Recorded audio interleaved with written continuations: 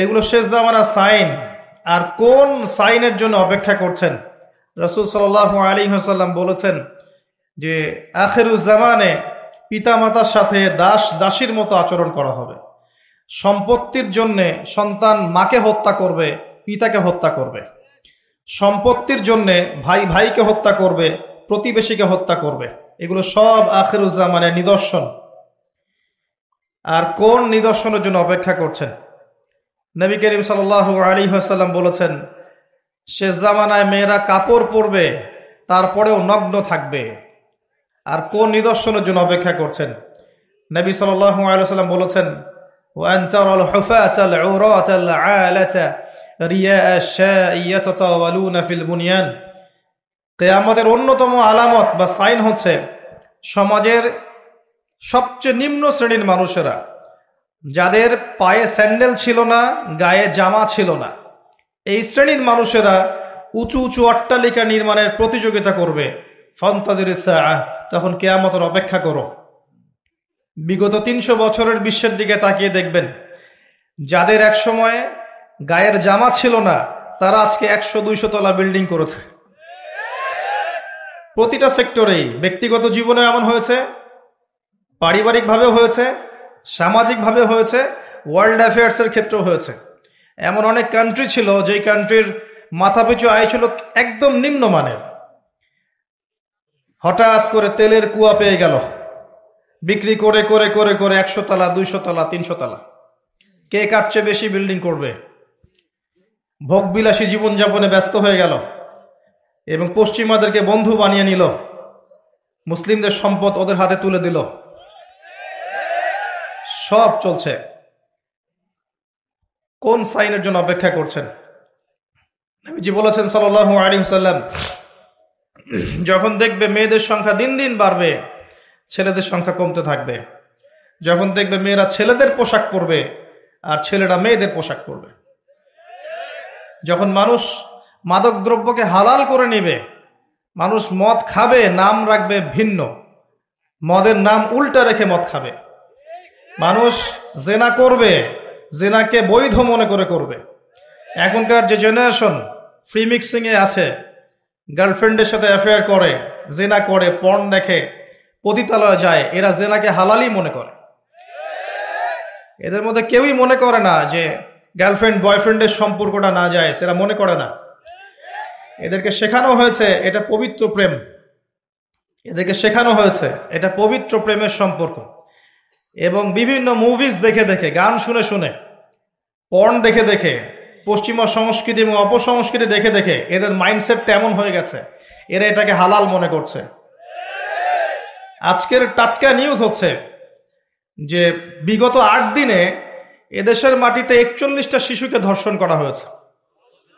আমি অনেক দিন আগে বলেছিলাম, যখন ফ্রি মিক্সিং বাড়বে, নারী পুরুষের এই অবাধ মেলামেশা বাড়বে, তখন ধর্ষণ ডে বাই ডে বাড়তে থাকবে, জেনা ডে বাই ডে বাড়তে থাকবে। এবং যত বেশি মেয়েরা বেপর্দায় বাইরে ঘুরবে এবং পুরুষের পোশাক পরে ঘুরবে এবং এমন পোশাক পরে ঘুরবে যেই পোশাক পরেও তারা নগ্ন, তত বেশি ধর্ষণ বাড়বে, আর জেনা বাড়বে, পরকীয়া বাড়বে, ব্যভিচার বাড়বে। এগুলো যখন বাড়বে, বাড়তে বাড়তে এমন একটা পর্যায়ে যাবে যে মানুষ মেয়েদের দিক থেকে আকর্ষণ হারিয়ে ফেলবে, তখন ছেলে ছেলের সাথে জেনা করবে। এটা এখনকার নতুন সমস্যা। পুরো বিশ্ব জুড়ে এই সমস্যা চলছে, ইনক্লুডিং আমাদের কান্ট্রিতে এই সমস্যা চলছে। সমকামীরা এখন অধিকার খুঁজছে, তাদের সংগঠন আছে, তারা অধিকারের আন্দোলন করতে চেষ্টা করছে। এবং বিশ্বের মিডিয়াগুলো বুঝাচ্ছে মানুষকে যে এটা হচ্ছে মানুষের ব্যক্তি স্বাধীনতা, বাক স্বাধীনতা। একজন মানুষ চাইলেই একটা ছেলেকেও বিয়ে করতে পারে, চাইলে মেয়েকেও বিয়ে করতে পারে। বলেন নাউযুবিল্লাহ। এদের পরিণতি কি হবে সেটাও শুনে রাখেন। একটা সম্প্রদায় ছিল বিশ্বের বুকে, ইতিহাস কোরআনে আছে, ইতিহাস হিস্ট্রি ডিপার্টমেন্টে নাই। প্রকৃত ইতিহাস আল কোরআনে আছে, যেই ইতিহাস ১০০% সত্য, এখানে মিথ্যার লেশ মাত্র নাই। কোরআনের পাতায় পাতায় বিচরণ করেন, একটা সম্প্রদায় পাবেন, কওমে লূত। লূত আলাইহিস সালামের কওম, সাদুম গোত্র, সাদুম। এখনকার জর্ডান, এই জর্ডানের পাশে একটা সাগর আছে, ডেড সি বা মৃত সাগর। এই সাগরের পাশে এদের কলোনি ছিল। এখানে আল্লাহ রাব্বুল আলামিন লূত আলাইহিস সালামকে নবী হিসেবে পাঠান। লূত আলাইহিস সালাম তাদেরকে দাওয়াত দেন, তাদেরকে বোঝান তোমরা এমন একটা পাপ করছো যেই পাপ বিশ্বে কখনো কেউ করে নাই। তোমরা মহিলাদের সঙ্গ বাদ দিয়ে ছেলেদের কাছে যাচ্ছ। নাউযুবিল্লাহ। তিনি এত বড় মনের নবী ছিলেন যিনি এমনভাবে বলেছেন যে যদি তোমাদের বিয়ে করতে হয় প্রয়োজনে আমার মেয়েদেরকে বিয়ে করে নাও। হাউলাইল বানাত ইন কুনতুম ফাইলিন, তোমরা যদি বিয়ে করতে চাও আমার মেয়েকে বিয়ে করে নাও, তাও পাপ কাজে যেও না।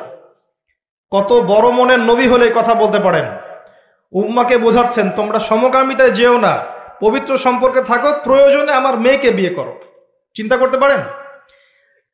তার কাছে জিবরাইল আলাইহিস সালাম এবং মিকাইল আলাইহিস সালামকে পাঠানো হলো শিশু মানে যুবক, ইয়াং যুবকের বেশে, এবং তার কম বাসায় এসেছে। এসে জিবরাইল এবং মিকাইল আলাইহিস সালামকে অফার করছে। কথা কি বুঝতে পারছেন? লূত আলাইহিস সালাম বলছেন মেহমানদের সামনে আমাকে ছোট করো না, মেহমানদের সামনে আমাকে অপমান করো না, অপদস্থ করো না।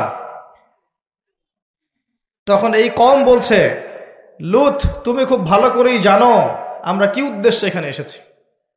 তখন লূত আলাইহিস সালাম বলছেন আলাইসা মিনকুম রাজুলুন রশিদ, তোমাদের মধ্যে কি একটা ভালো মানুষ আর বাকি নাই?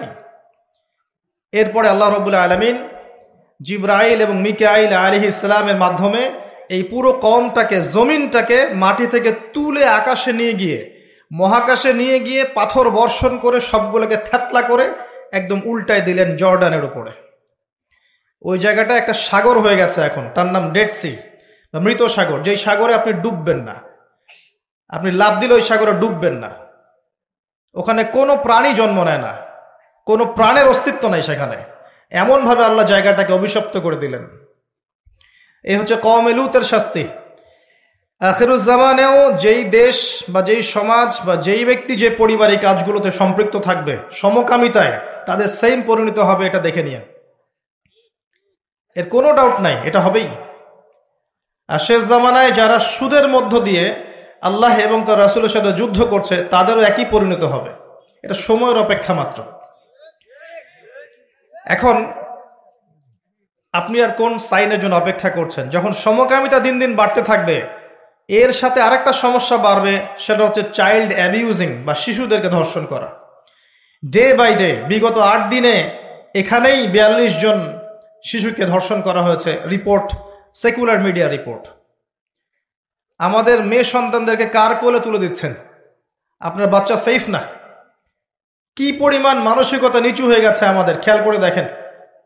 বিয়েকে কঠিন করে দেওয়া হয়েছে, জেনাকে উন্মুক্ত করে দেওয়া হয়েছে, ফ্রি মিক্সিংটাকে উন্মুক্ত করে দেওয়া হয়েছে, এবং এটাকে আমরা অ্যাপ্রিসিয়েট করছি, উৎসাহিত করছি।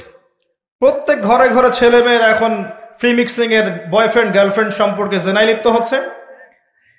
বই এক্সচেঞ্জ করছে, নোট এক্সচেঞ্জ করছে, একসাথে পড়াশোনা করছে, কফি খাচ্ছে, ঘুরছে ফিরছে, ডেটিং করছে, এক পর্যায়ে বেডে গিয়ে সেক্সুয়াল সম্পর্ক করছে, এবং এটাকে আমরা বলছি পবিত্র প্রেম। নাউযুবিল্লাহ। এবং এটা স্কুল লাইফ থেকে শুরু হয়ে কলেজ, বিশ্ববিদ্যালয়, চাকরি ক্ষেত্র, ব্যবসা ক্ষেত্র, প্রতিটা সেক্টরে ছড়িয়ে পড়েছে। ইভেন দেখা যায় পলিটিক্যাল মিছিলের মধ্যেও মেয়ের সামনে পিছনে ছেলেরা। প্রতিটা সেক্টরে ফ্রি মিক্সিং। এভাবে কাঠামো নষ্ট করে দেওয়া হয়েছে। এর উপরে আবার আছে পর্নোগ্রাফি, যার মধ্য দিয়ে যুব সমাজকে পশু বানিয়ে ফেলা হয়েছে। যে মানুষ পর্ন আসক্ত সে কখনো একটা মেয়ের দিকে সম্মানের চোখে তাকাতে পারে না। তার কাছে মনে হয় মেয়ে হচ্ছে একটা গোশতের টুকরা, একে ভক্ষণ করতে হবে, ভোগ করতে হবে, এতটুকুই। আমরা যখন আমাদের মায়ের দিকে তাকাই, আমরা কি এরকম ভোগের দৃষ্টিতে তাকাই? আমার বোনের দিকে যখন তাকাই, তাকে কি ভোগের দৃষ্টিতে তাকাই? ইভেন আপনার হালাল বিয়ে করে স্ত্রী, তার দিকে যখন আপনি তাকান, একটা ভালোবাসা প্রেম নিয়ে তাকান, এটা কি ভোগের মতো, পশুত্বের দৃষ্টি? কিন্তু একটা ধর্ষক যখন একটা ভিকটিমের দিকে তাকায়, তার দৃষ্টিটা হচ্ছে একটা পশুত্বের দৃষ্টি। এই দুইটা দৃষ্টির পার্থক্য আমরা বুঝতে পারছি না। যখন পর্ন আসক্ত হয়ে যাবে পুরো জেনারেশন, তখন ভিতর থেকে তারা পশু হয়ে যাবে, সুযোগ পেলেই ধর্ষণ করবে। যখন সে একটা মেয়েকে একা পাবে, সুযোগ পেলেই সে সুযোগ হাতছাড়া করবে না। যখন বাচ্চাদেরকে একা পাবে, তাকেও ধর্ষণ করে ফেলবে। দিন দিন বাচ্চাদের ধর্ষণ বাড়ছে, এবং যারা ধর্ষণ করছে এদেরকে আমরা প্রকাশ্যে এনে ফাঁসি দিতে পারছি না। ইসলামের এটাই বিধান ছিল, এদেরকে প্রকাশ্যে জনসমক্ষে ফাঁসি দেওয়া, যাতে আরো 10টা মানুষ এখান থেকে শিক্ষা নিতে পারে। আমরা করতে পারছি না। এখানে আইনের দুর্বলতা আছে, তার ফলশ্রুতিতে দেখা যায় মানুষ পার পেয়ে যাচ্ছে এবং ডে বাই ডে ধর্ষণ বাড়ছে। আপনি কি মনে করছেন আপনার ঘরের মা বোন সেফ? আমার ঘরের মা বোন সেফ? আমার ঘরের কন্যা সন্তান সেফ? আমরা পৃথিবী থেকে চলে যাওয়ার পরে আগামী 10, 20, 30 বছর পর কোন বিশ্বরা ফেস করবে আল্লাহ ভালো জানে। কারো কোনো ফিকির আছে? আমরা পড়ে আছি ছোটখাটো বিষয় ইখতিলাফ নিয়ে, কে কাকে গালি দিব, কে কাকে গীবত করব, কার তহমত দিব, কে কোথায় হাত বাঁধবো, আমিন জোরে বলবো না আস্তে বলবো, মৌলিক সমস্যাগুলো নিয়ে মানুষের মাথা ব্যথা কমে গেছে। এবং আপোষে অভ্যন্তরীণ ইখতিলাফ বিভক্তি করতে করতে আমরা মুসলিম উম্মাহকে কেটে আজকে টুকরা টুকরা করে ফেলেছি। না আছে কোনো ইউনিটি, না আছে কোনো ঐক্য, না কোনো ইমারা, না কোনো জামাআহ। আমরা বিভক্ত জীবনযাপন করছি আর সমস্যাগুলো বাড়তেই আছে। কে সলিউশন দিবে? গভর্নমেন্টের একার পক্ষে কি সলিউশন দেওয়া সম্ভব? প্রশাসনের একার পক্ষে সব সমস্যা ডিল করা সম্ভব? যদি আমরা প্রত্যেকে যার যার অবস্থান থেকে সচেতন না হই, দায়িত্ব পালন না করি, তাহলে আমাদের এই পুরো সমাজটা নষ্ট হয়ে যাবে। সমাজ নষ্ট হয়ে গেলে আমরাও ভালো থাকতে পারবো না, আমার ঘরেও সেই বিষ বাষ্প আসবে। সমাজ যদি ধ্বংস হয়ে যায় আমার ঘরও সেফ থাকবে না, আমার ঘরেও সেই ফিতনা আসবে, তখন আমাকেও ভিকটিম হতে হবে। এগুলো আখিরুজ্জামানের সাইন।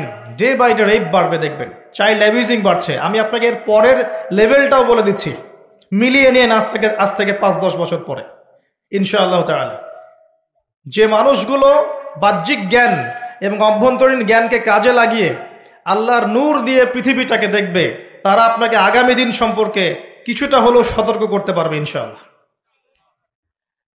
আর আমি অনেক দিন বলেছি, বাহ্যিক নলেজ আপনি বই পড়ে পেতে পারেন, আলেম ওলামার সোহবতে গিয়ে পড়তে পারেন, কনস্ট্রাকটিভ সিলেবাসে পড়াশোনা করলে করতে পারেন, কিন্তু ইন্টারনাল নলেজ আল্লাহর পক্ষ থেকে আসে। যখন আসবে, কখন আসবে? যখন আপনার কলবের মধ্যে আল্লাহর নূর থাকবে। নূর কখন থাকবে? যখন একটা কলব বেশি বেশি আল্লাহ জিকির করে, যখন বেশি বেশি মানুষ কোরআন তেলাওয়াত করে, কোরআন নিয়ে ভাবে, চিন্তা করে, গবেষণা করে, হাদিস নিয়ে ভাবে, ফিকির করে, তাদাব্বুর করে, তাফাক্কুর করে। যখন একটা কলবের মধ্যে হিংসা থাকে না, বিদ্বেষ থাকে না, রিয়া অহংকার থাকে না, লোক দেখানো বিষয় থাকে না, দুনিয়ার প্রেম থাকে না, মোহ থাকে না, তখন কলবের মধ্যে নূর আসে। এই নূর যখন আসবে তখন আপনি খিজির আলাইহিস সালামের মতো দূর পর্যন্ত দেখতে পারবেন ইনশাআল্লাহ। কেন নৌকা ফুটা করা হয়েছে, কেন এই বাচ্চাকে হত্যা করা হয়েছে, আর কেন দেয়াল নির্মাণ করা হয়েছে, আপনি খিদিরের মতো বুঝতে পারবেন আলাইহিস সালাম, যেটা মূসা আলাইহিস সালাম বুঝতে পারেন নাই। আমার কথা কি ধরতে পারেন? সূরা কাফের মধ্যে এটা আছে না? মূসা আলাইহিস সালামের কাছে বাহ্যিক দৃষ্টি ছিল, আর খিদির আলাইহিস সালামের কাছে বাহ্যিক জ্ঞান, ইন্টারনাল অবজারভেশন দুটোই ছিল। তাই তিনি অনেক দূর পর্যন্ত দেখতে পেরেছেন। আল্লাহ নূর যখন আসবে কলবে, আপনিও দেখতে পারবেন। আগামীতে কি হবে আপনাকে আমি একটু ধারণা দিচ্ছি। আগামীতে ইনশাল্লাহ দেখবেন চাইল্ড অ্যাবিউজিং এর সাথে সাথে মানুষ গবাদি পশুর সাথে জেনা করা শুরু করবে। আল্লাহর ভরসা করে কথাটা বলে যাচ্ছে, মিলিয়ে নিয়েন। একটা দিন বলেছিলাম অনেক দিন আগে, আজকে থেকে 5 থেকে 7 বছর আগে, যে একটা সময় আসবে যখন সমাজের মধ্যে ক্যাশ, কাগজের টাকা বলে কিছু থাকবে না।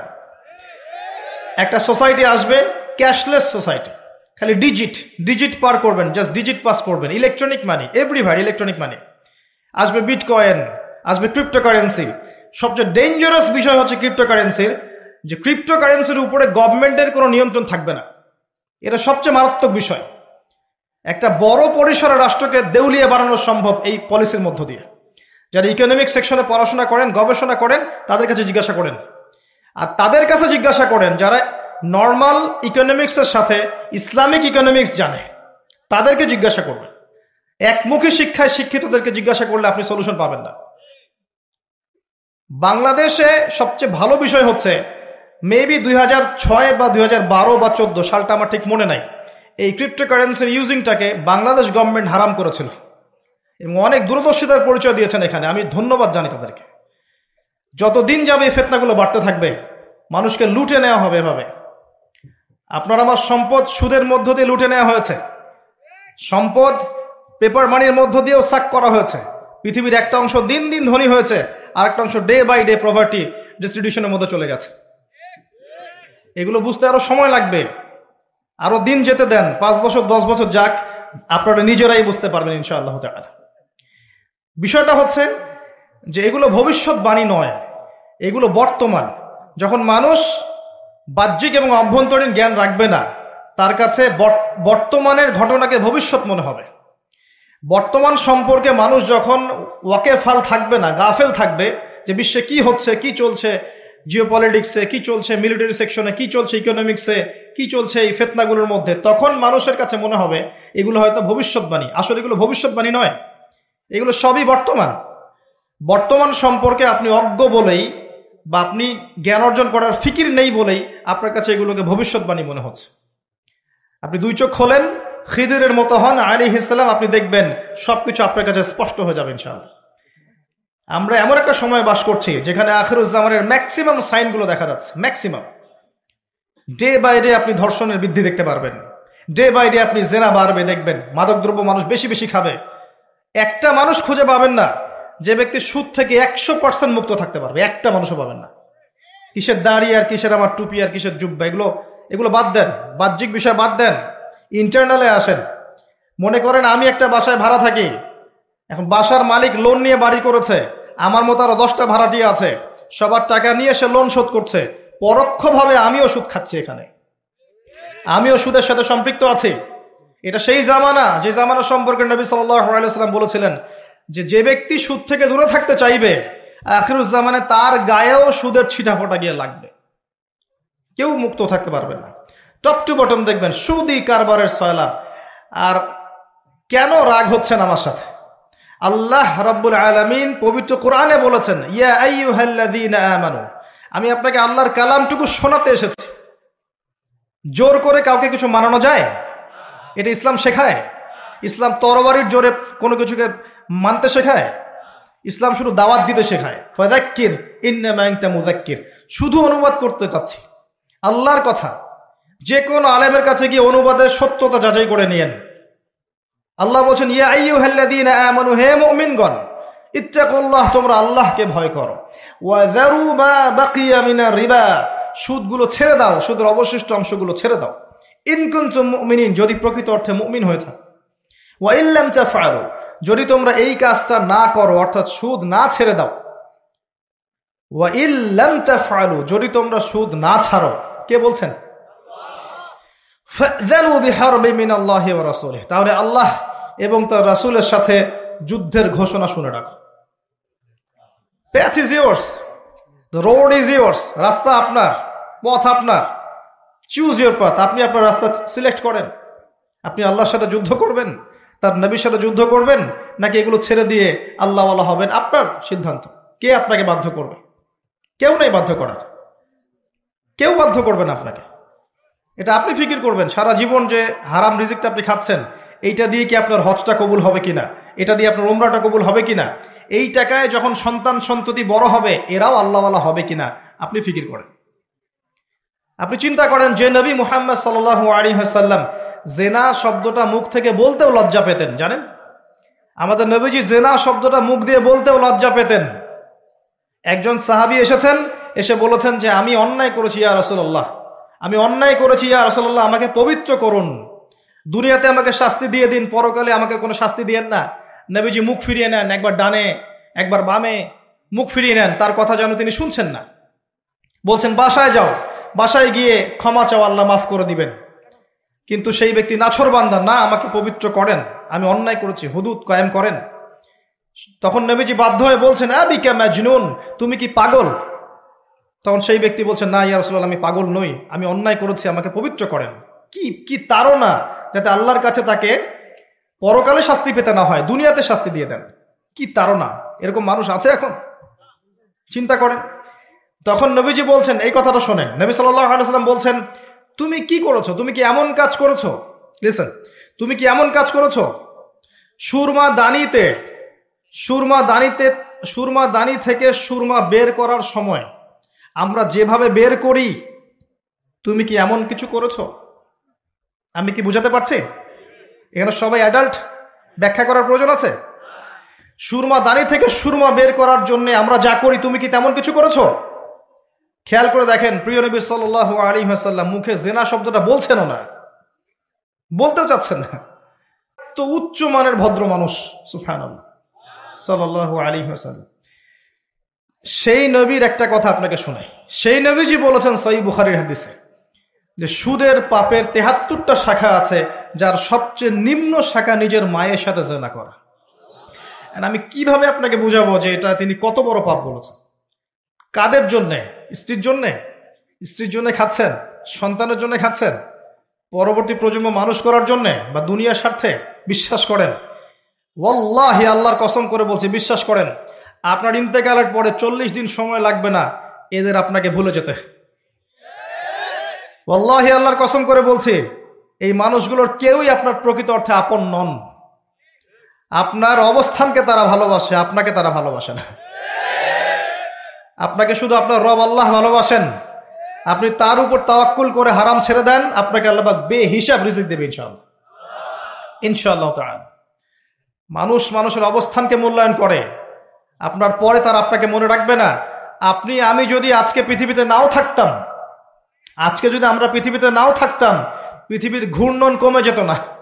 পৃথিবী ঘুরতই, রাত হতো, দিন আসতই, আমাদের স্ত্রী সন্তানরা বেঁচে থাকতো, মা বোনরা বেঁচে থাকতো, সবাই যার যার জায়গায় ঠিকই থাকতো, আমরাই থাকতাম না। এটাই বাস্তবতা, এটাই দুনিয়ার নির্মম বাস্তবতা।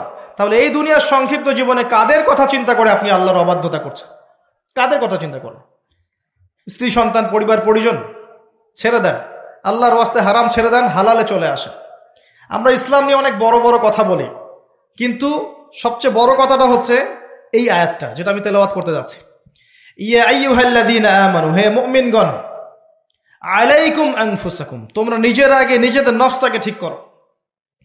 নিজেরা ভালো হও, পরের দিকে আঙ্গুল পরে উঠাও। নিজেরা ঠিক হও।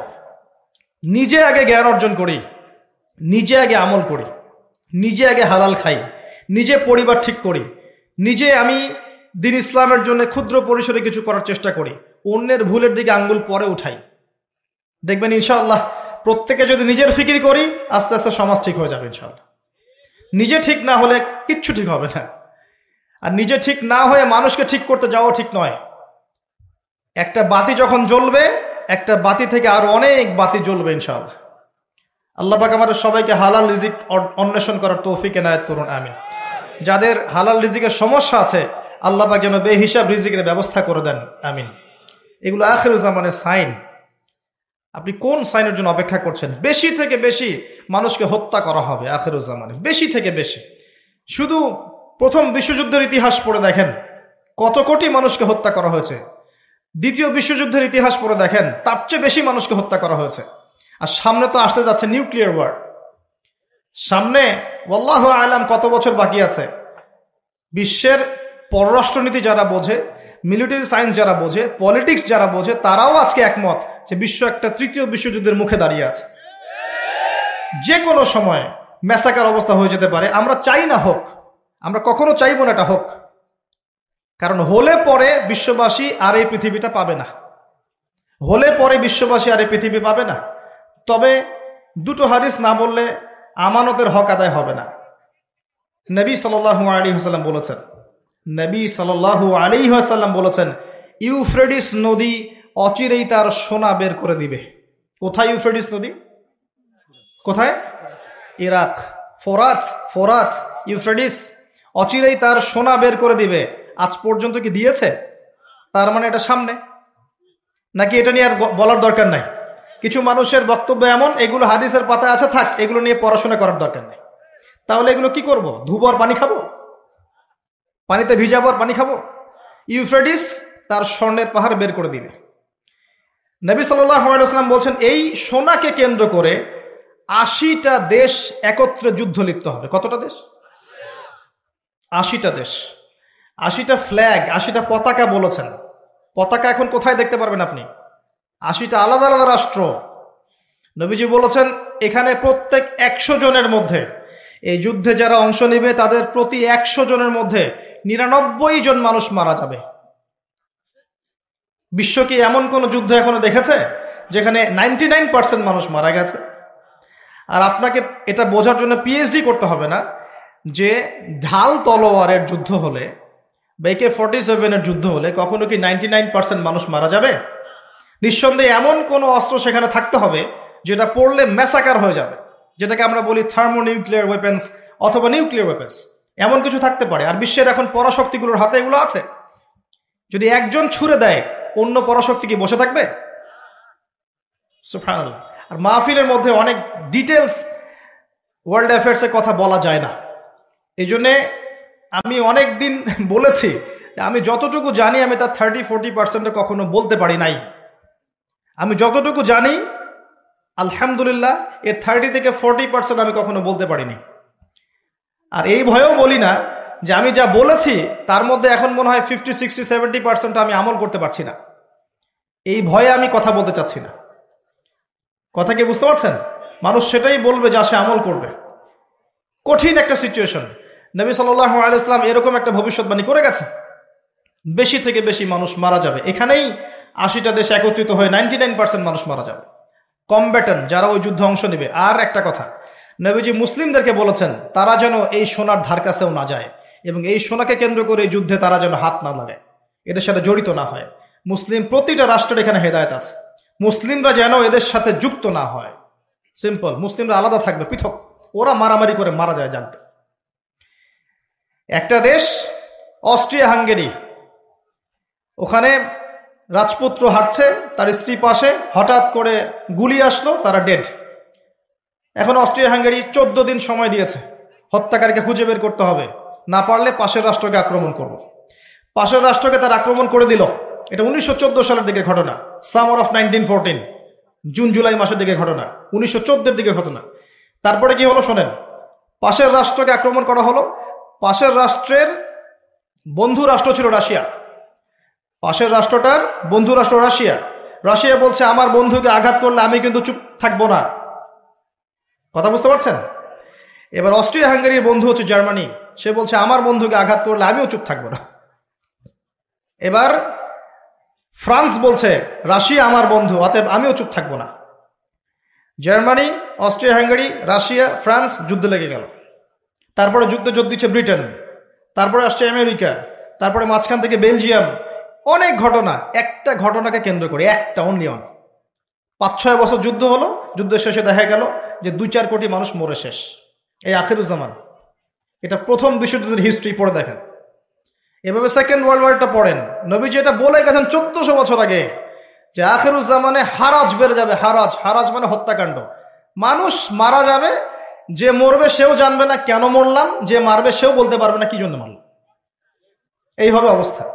নবীজি এমনভাবে বলেছেন যে সন্তান বাবাকে হত্যা করবে, সন্তান বাবাকে হত্যা করবে, সন্তান মাকে হত্যা করবে, ভাই ভাইকে হত্যা করবে, প্রতিবেশীকে হত্যা করবে। বিনা অপরাধে মানুষকে মেরে ফেলা হবে। এখন কোন সাইনের অপেক্ষা করছে? কিসের অপেক্ষা করছে? যতগুলো বলেছি এনাফ আপনার বোঝার জন্য যে এই ওয়ার্ল্ড আর আগের বিশ্বের মতো নাই। এখানে ডে বাই ডে আখিরুজ্জামানের সাইনগুলো উন্মোচিত হচ্ছে এবং যত দিন যাবে এগুলো আরো বাড়বে, কমবে না। করণীয় কি আসলে? এগুলো আলোচনা করার কারণ কি? হাত গুটিয়ে বসে থাকা, নাকি হতাশ হয়ে যাওয়া যে না পৃথিবীর সামনে সময় নাই, আমি চুপচাপ বসে থাকি, এমন কি বিষয়টা?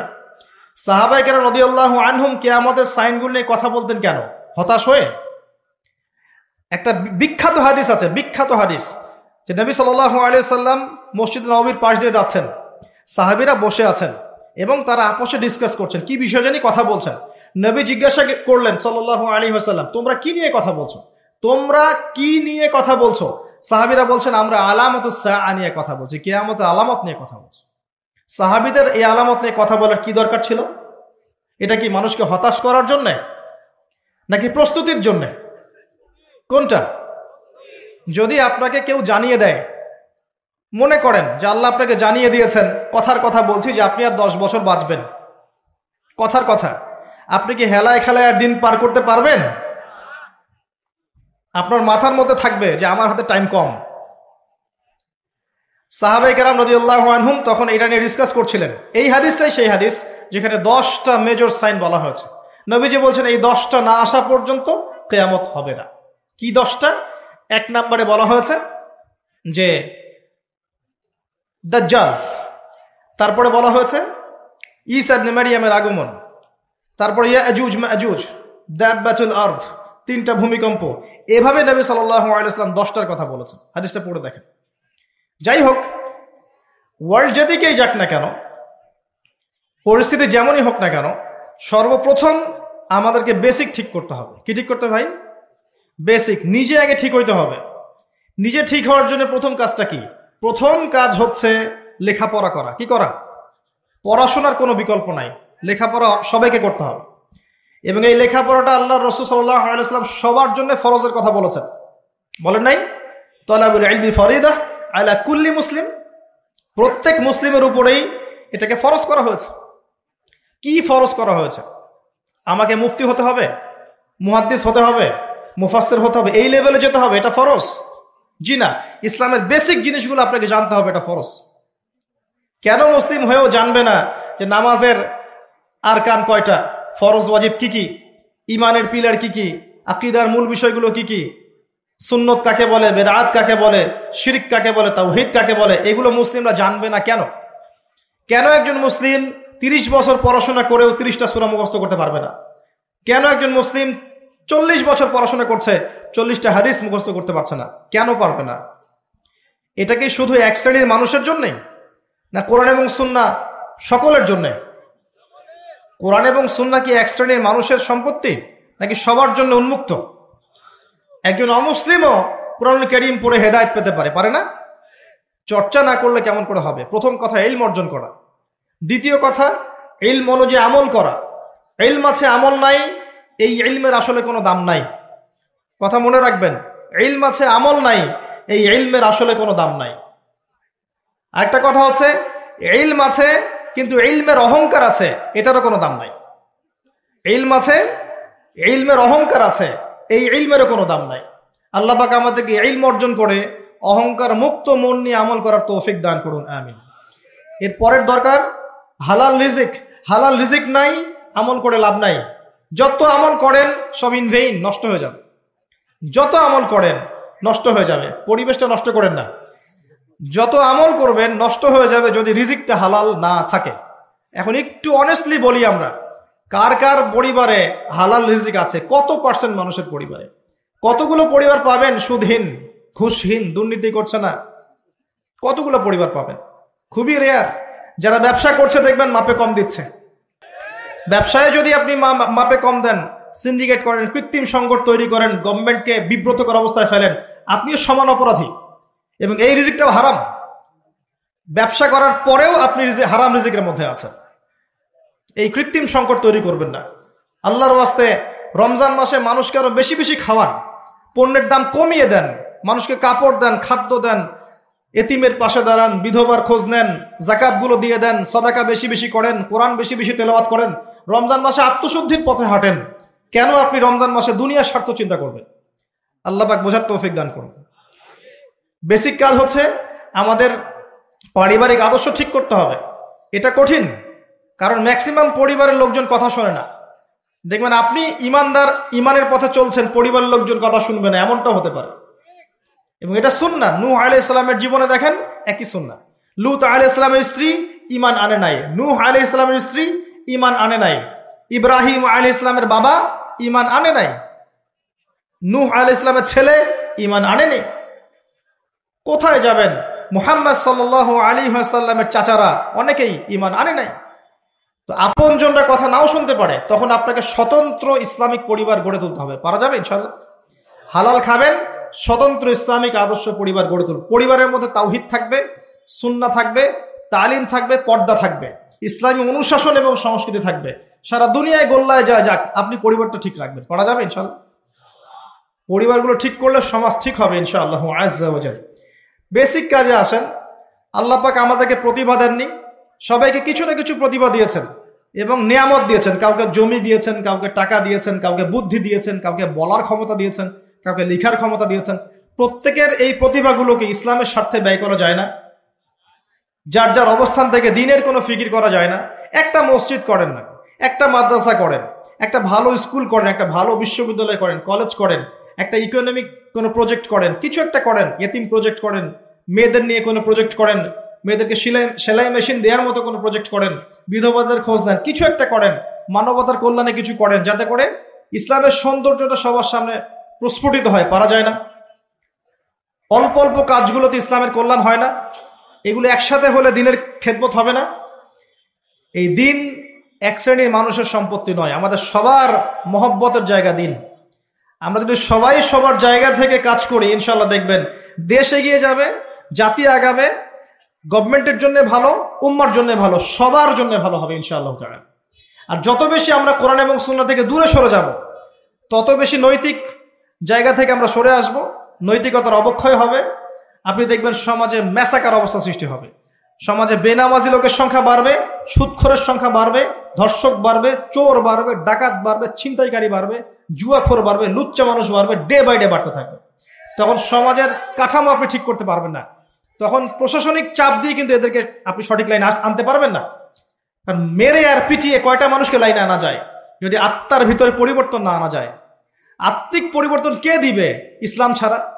আত্মার পরিবর্তন কে দিবে কোরআন এবং সুন্নাহ ছাড়া? এগুলোর মধ্য দিয়ে মানুষের আত্মাটাকে পরিবর্তন করা সম্ভব। ইনশাল্লাহ দেখবেন সমস্যাগুলো সলভ হয়ে যাবে। যদি আমরা এই দায়িত্ব পালন করতে না পারি, যদি আমরা এই দায়িত্ব পালন করতে ব্যর্থ হই, আল্লাহ পাকের একটা সুন্নাহ আছে, সুন্নাহটা হচ্ছে নাসুল্লাহ ফানাসিয়াহুম, তারা আল্লাহকে ভুলে গিয়েছিল, আল্লাহ তাদেরকে ভুলে যাবেন।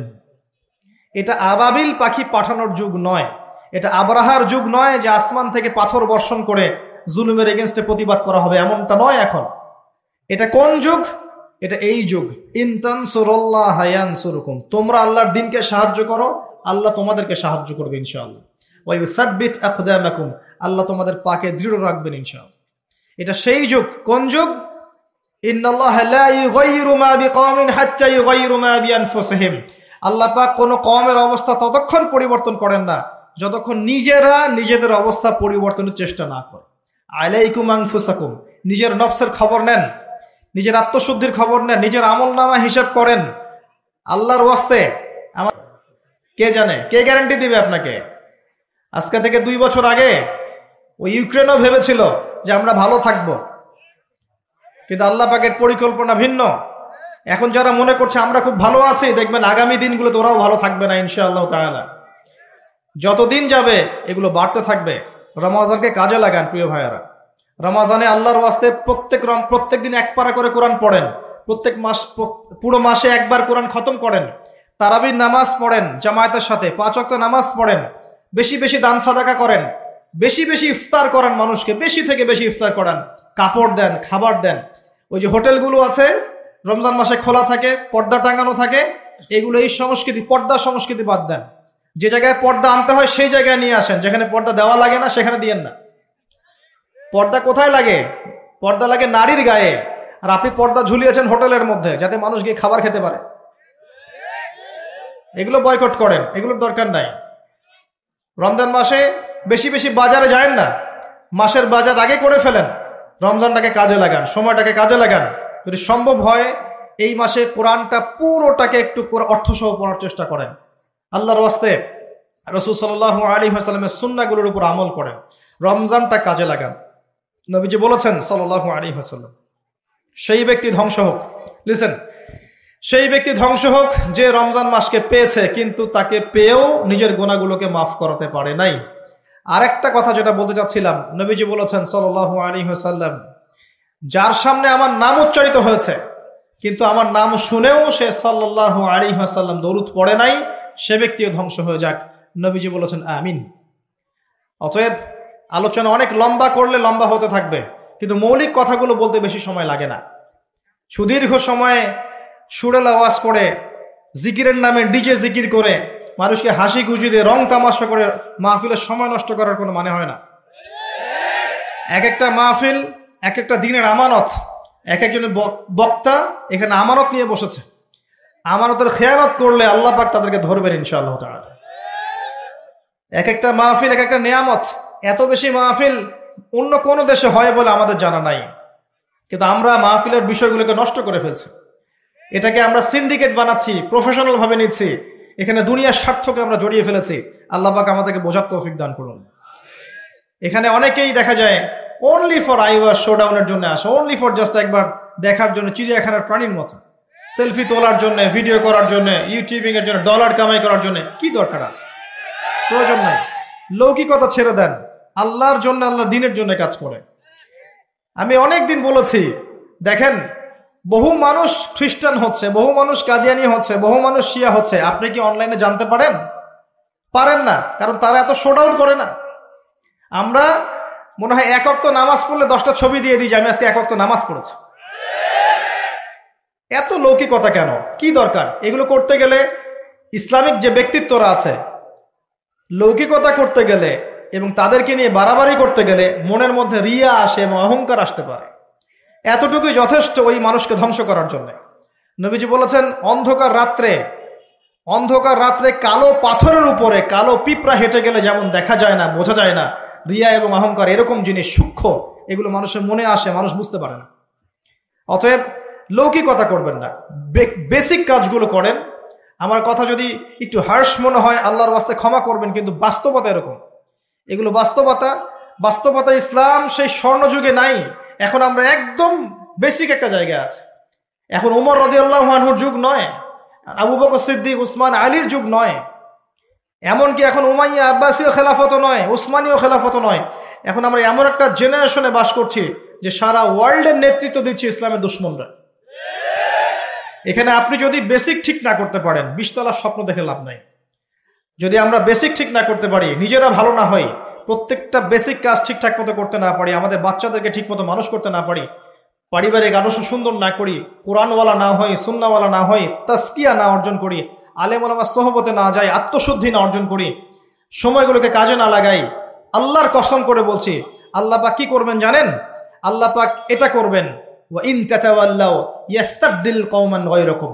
তোমরা মুসলিমরা যদি মুখ ফিরিয়ে নাও, দায়িত্ব পালন না করো, তাহলে আল্লাহ পাক তোমাদেরকে সরিয়ে দিয়ে নতুন কওমকে নিয়ে আসবেন। সুম্মা লা ইয়াকুনু আমসালাকুম, তারা তোমাদের মতো অপদার্থ হবে না। আমরা কি চাই আল্লাহ পাক আমাদের সবাইকে সরিয়ে দেখ এবং এই সুযোগটা আমরা হাতছাড়া করতে চাই? আমরা কি এই জীবনটা কখনো পাবো ফিরে? যে এই 60-70, 50, 60, 70, 100 বছরের জীবন আর কখনো ফিরে আসবে? একটা একটা করে দিন রাত বছর চলে যাচ্ছে, আর কখনো ফিরে আসবে? আসবে না। শয়তান 3টা ধোঁকা দিয়ে থাকে। শয়তান বোঝায় এখন অনেক সময় পড়ে আছে, পরে করে নিও। এই করতে করতে কত মানুষ কবরে চলে গেছে, তার ফিকির নাই। শয়তান বোঝায় এখনই এত তাড়াহুড়ার কি আছে, কেবল যৌবন, বার্ধক্যে গিয়ে ভালো হয়ে যেও। শয়তান এগুলোকে বোঝায়। শয়তান বোঝায় তুমি পারবে না, তোমার দ্বারা হবে না। আবার শয়তান এটাও বোঝায় আমি অনেক জানি, আমার জানার কোনো দরকার নাই। শয়তানের ধোঁকাগুলো থেকে বেঁচে থাকেন। আল্লাহর ওয়াস্তে আল্লাহর নাজিলকৃত কোরআন এবং সুন্নাহকে আঁকড়ে ধরেন। চরমপন্থী হয়েন না। ইসলামের নামে এমন কিছু করতে যায় না যাতে ইসলামের ক্ষতি হয়ে যায়। যত চরমপন্থা ছড়িয়েছে ইসলামের নামে, এগুলো মুসলিমদের মাধ্যমে ছড়ায় নাই, এগুলো একটা পশ্চিম এজেন্ডা ছিল। এরা ইসলামটাকে সারা বিশ্বের সামনে জঙ্গিবাদ আর সন্ত্রাসবাদের ধর্ম নামে তুলে ধরার জন্য এই কাজগুলো ঘটিয়েছে পরিকল্পিতভাবে। ইসলামের সাথে, মুসলিমদের সাথে এগুলোর কোনো সম্পর্ক নাই। আপনি চরমপন্থী হবেন না। এগুলো টোপ যদি কেউ দেয়, সতর্ক থাকবেন, এগুলো পশ্চিমা টোপ, এখানে পা দিবেন না। এবং একই সাথে শৈথিল্যতাবাদীও হয়ে যায় না।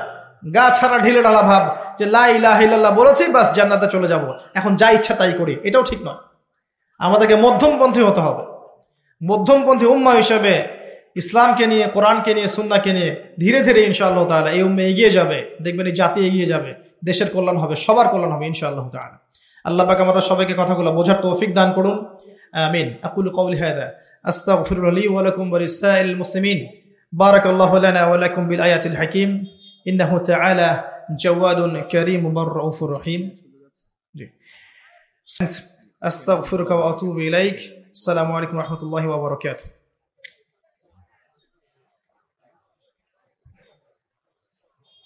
এক ভাই প্রশ্ন করেছেন, যদি কারো কোনো প্রশ্ন থাকে আপনারা করতে পারেন এখানে।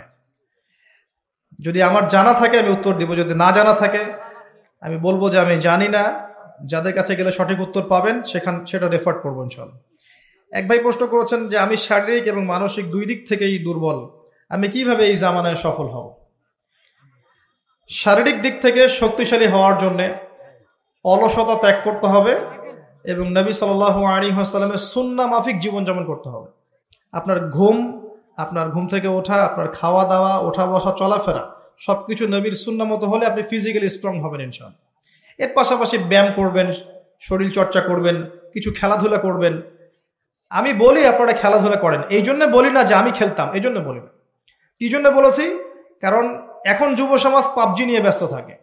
এই যে আপনার ফোনের মধ্যে লুডো খেলে, ফোনের মধ্যে ক্যারাম খেলে, আর কি কি জানি গেমস আছে আমি নাম ঠিক জানি না, ফ্রি ফায়ার, এগুলো নিয়ে ব্যস্ত থাকে, পর্নোগ্রাফি নিয়ে ব্যস্ত থাকে, অশ্লীল মুভিজ দেখে, সিনেমা দেখে। এর চেয়ে ভালো ভাই আপনি 1 ঘন্টা ফুটবল খেলেন না, এর চেয়ে ভালো আপনি ব্যাডমিন্টন খেলেন। ওই আবার চুরি করে লাইন নিয়েন না কারেন্টের, ফুটবল খেলতে গিয়ে আবার নামাজ কাজা করেন না, সতর খুলে দিয়েন না, এগুলো ঠিক রেখে খেলেন। খেলাধুলা করলে নেতৃত্ব দেওয়ার যোগ্যতা অর্জন হয় এবং আপনার ফিজিক্যাল স্ট্রাকচার ভালো হবে। এখনকার জেনারেশন এগুলো করতে চায় না, খালি ঘুমায় আর ফাস্টফুড খায় আর এই যে অনলাইনে পড়ে থাকে, ব্যাস শেষ। বিশ্বাস করেন এই জেনারেশনের যদি আগামীতে প্রশ্ন আসে যে এই জেনারেশনকে দেশের জন্য দাঁড়াতে হবে, আমার মনে হয় না তারা পারবে, আমার মনে হয় না তারা পারবে। কারণ আমরা দিন দিন একটা টিকটক বুদ্ধিভিত্তিক বুদ্ধি প্রতিবন্ধী একটা টিকটক প্রজন্ম তৈরি করছি। এই জেনারেশন কিচ্ছু করতে পারবে না যদি না আমরা ওদেরকে আল্লাহ এবং তার রাসূলের দিকে আনতে পারি। ফিজিক্যালি আপনি সুস্থ থাকার জন্য প্রত্যেকটা কাজ নবী সুন্নাহ মাফিক করার চেষ্টা করেন, আল্লাহ পাক তৌফিক দান করুন। আর মানসিকভাবে আপনি স্ট্রং থাকবেন কখন? যখন আপনার সাথে আল্লাহর সম্পর্ক থাকবে, কোরআনের সম্পর্ক থাকবে, আপনি আল্লাহর জিকির করবেন, কোরআন তেলাওয়াত করবেন, তাসবিহ তাহলিল করবেন, নামাজ আদায় করবেন, আপনি মেন্টালি স্ট্রং থাকবেন ইনশাআল্লাহ।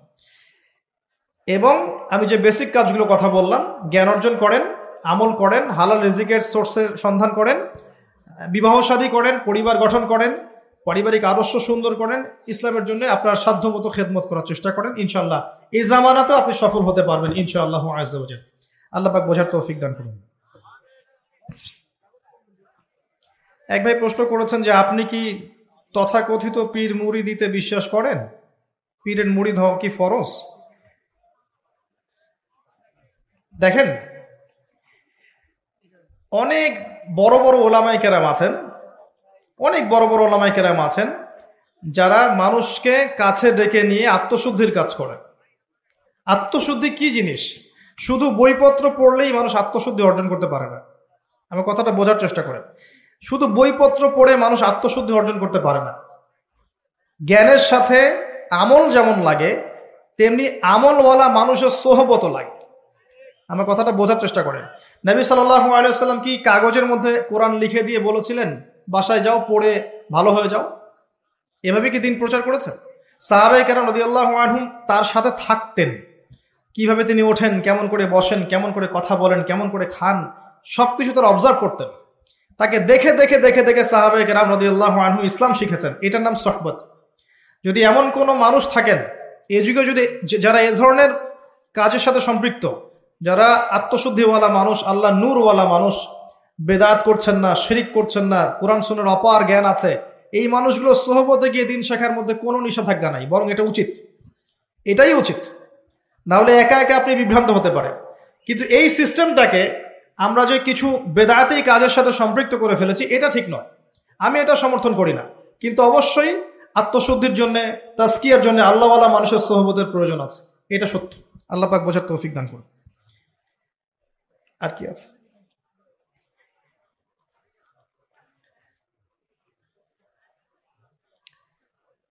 এইগুলো সমস্যা। জি,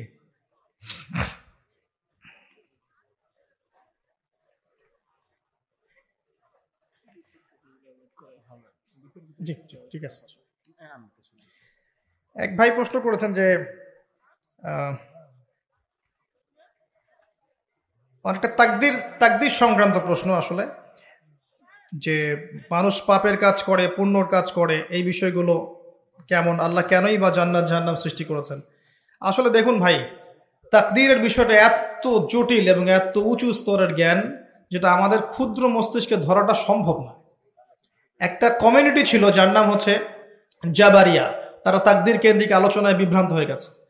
একটা ছিল কাদারিয়া, তারা তাকদীর কেন্দ্রিক আলোচনায় বিভ্রান্ত হয়ে গেছে। আল্লাহ রাব্বুল আলামিন আসমান জমিন সৃষ্টির 50,000 বছর আগে তাকদীর লিখেছেন, সুবহানাল্লাহ। এরপরেও মায়ের গর্ভে যখন রূহ আসে, তখন ফেরেশতা এসে রূহ ফুঁকে দেন, তার হায়াত, তার রিজিক এগুলো লিখে দেন। দ্বিতীয় দফায় তাকদির লেখা হয়। এরপরেও লাইলাতুল কদরের রাতে 1 বছরের তাকদিরকে নবায়ন করা হয়। কিছু বিষয় তাকদিরের কনস্ট্যান্ট, এগুলোর কোনো পরিবর্তন নাই। কিছু বিষয় আছে যেগুলো দোয়ার মাধ্যমে, ভালো কাজের মাধ্যমে, ঈমান তাকওয়া ইত্যাদির মধ্য দিয়ে পরিবর্তন করানো সম্ভব। যদি আপনি বেশি বেশি দোয়া করেন, আপনার তাকদির ভালো হবে ইনশাআল্লাহ। বেশি বেশি আত্মীয়তার সম্পর্ক বজায় রাখেন, আপনার রিজিক, হায়াত প্রশস্ত হবে ইনশাআল্লাহ। এগুলো সম্ভব। কিন্তু এগুলোকে নিয়ে জটিল চিন্তায় চলে গিয়ে আল্লাহ কেন সৃষ্টি করলেন আমাকে, কেন জান্নাত, কেন জাহান্নাম, আল্লাহ কোত্থেকে আসলেন, এগুলো চিন্তা করে সময় নষ্ট করার কোনো দরকার নাই। এগুলোর উত্তর যদি খুঁজেও পান, আপনার আদতে কোনো ফায়দা নাই। এতটুকু বলবো, আল্লাহ রাব্বুল আলামিন তার বান্দাকে প্রচন্ড ভালোবাসেন। বান্দাকে প্রচন্ড ভালোবাসেন, বান্দাকে পুরস্কৃত করার জন্য আল্লাহ পাক জান্নাত সৃষ্টি করেছেন। আর বান্দা যখন আল্লাহর সেই ভালোবাসাকে ধিক্কার দিয়ে শয়তানের দাসত্ব করবে, তখন আল্লাহ পাক তাকে জাহান্নামে দিবেন। এটা হচ্ছে ন্যায় বিচার।